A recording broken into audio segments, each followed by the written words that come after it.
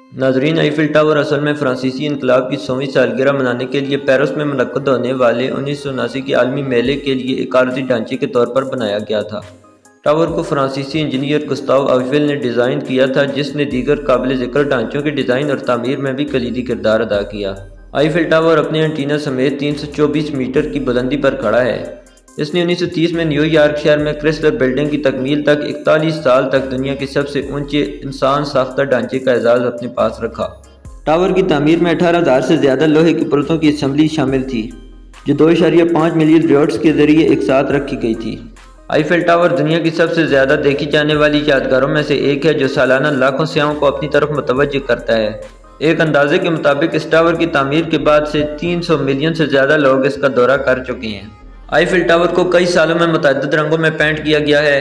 اسے ابتدائی طور پر سرخ بھورے رنگ میں پینٹ کیا گیا تھا۔ آج اسے زنگ سے بچانے کے لیے آئیفل ٹاور براؤن نامی شیڈ میں پینٹ کیا جاتا ہے۔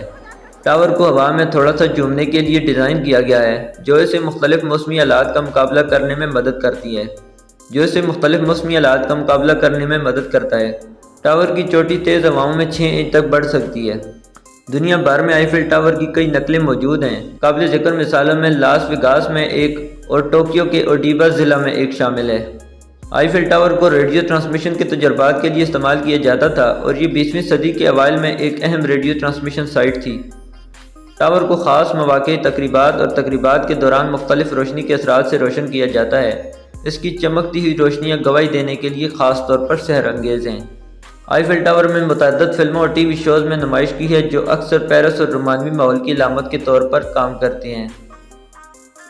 امید کرتا ہوں آپ کو ویڈیو پسند آئی ہوگی۔ اگر ویڈیو پسند آئی ہو تو ویڈیو کو لائک کر دیں اور چینل کو سبسکرائب کر دیں۔ Thanks for watching.